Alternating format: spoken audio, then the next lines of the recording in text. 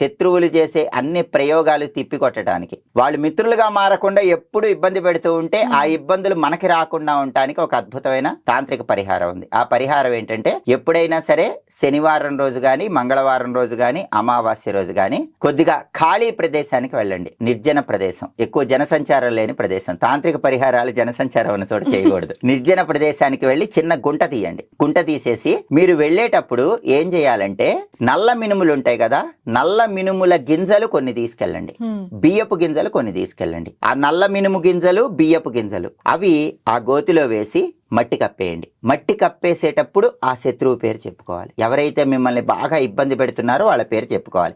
మట్టి కప్పేసిన తర్వాత దాని మీద ఒక నిమ్మకాయ వేసి ఇంటికి వచ్చేయాలి. అప్పుడు ఆ శత్రువు ఏం చేసినా అవి మన మీద ఆ ప్రభావం చూపించదు.